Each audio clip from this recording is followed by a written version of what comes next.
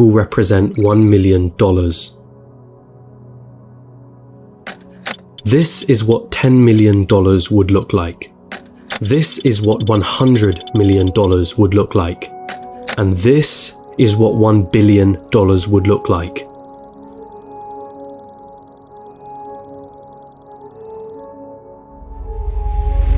Jeff Bezos, the founder of Amazon, has a net worth of 117 times this number. And then there's you. You're probably working a job right now, one that you got from the degree that you studied for in university. You probably don't have much in savings, your living expenses seem ridiculously high, you feel as though you're not paid enough, you have credit card debt that needs taken care of. Maybe you're a student, studying for a degree that you hope can land you a job that you hope can bring in some good money. You probably don't have any savings, only a pesky student debt hanging above your head. Wealth? Getting rich? That all seems like a distant dream. How did they do it, you ask yourself? Seeing all those millionaires, billionaires, especially the ones who got there at such a young age, it baffles you, it makes you angry. They got lucky, they were born into wealth, they cheated their way to the top. That money doesn't make them happy. Money is evil anyway. I'm not smart enough, I'm just unlucky. Those dreams you had of buying that mansion, your favorite sports car, paying off your mortgage, traveling around the world, they'll forever remain that way. Just dreams, nothing more. Nothing less. You come to the harsh realization, it's a rigged game. It's been a rigged game from the start. And you're on the losing side of it. But what if I told you you were wrong? What if there was a way of getting there? An actual equation to wealth, a science behind the way money works. What if you didn't have to abandon those dreams of paying off your parents' mortgage or traveling around the world? Would you call me a liar for saying so? I promise that I'm not, and by the end of this video you'll understand. There's a side to the coin that you're not being shown.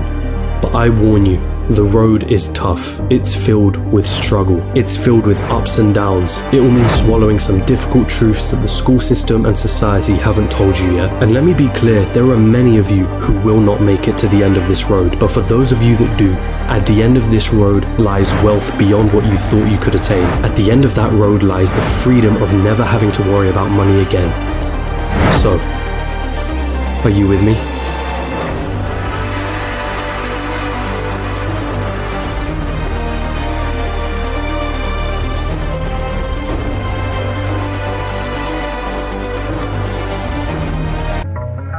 What do you really think about money? Is it something you work for? Is it earned or is it inherited? Is it the root cause of all evil?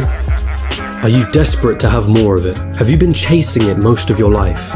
Truth is, most of what you think about money has been influenced by your upbringing and environment. If you were born into a family that didn't have much money growing up, then you're more inclined to believe that you too will not grow up to have much money. Or perhaps you went on the complete opposite end and decided to make as much money as you can so that you will never be in that position again. The fact that your school didn't teach you much about this subject doesn't help things. And because of this, most of you are going to have false beliefs about money that aren't going to help you on this journey. Now stick with me here, because we're going to have to change the way you've been seeing money your whole life. Hollywood has always had a habit of depicting the wealthy and rich as evil, backstabbing, entitled, or corrupt individuals. If you won't get me a squirrel, I'll get one myself. Question is, have you bought into that stereotype? A recent report released by WealthX showed that of the world's ultra-wealthy, those that had a net worth of 30 million or more, 68% of them were self-made. And it seems like every other study backs up this conclusion. Warren Buffett? Self-made billionaire. Howard Schultz? Born in poverty. Oprah Winfrey? Born in poverty. Jeff Bezos? Self-made billionaire. Elon Musk? Self-made billionaire. Sarah Blakely? Self-made billionaire. What is it that these people know that you don't? Truth is, your equation is all wrong. Here's the two-dimensional equation that you've been taught. Money equals salary earned from a job. Past a certain point, the prospect of getting a job becomes the sole purpose of your education. So what's wrong with that, you ask? I'm gonna assume that if you're watching this, you want to make money, a lot of it, and in as short amount of time as possible. If that is your goal, then this equation for generating money will never get you there. We all have one precious resource, the most important resource of all, and once it's gone, there's no way of getting it back. That resource is time. In a standard job, the amount of money you earn is dependent on the amount of time you put into that job. If you earned $20 an hour and worked 40 hours a week, it would take you nearly 24 years to reach a total of $1 million. But that is without subtracting any taxes or any expenses that you will incur over 24 years. And let's not forget that inflation would make your $1 million less valuable. The reality is that on a salary of $20 an hour, you can only really be a millionaire at an old age by living frugally. And most of that precious resource known as time has slipped through your fingers. You traded all that time for money, and it wasn't even a substantial amount either.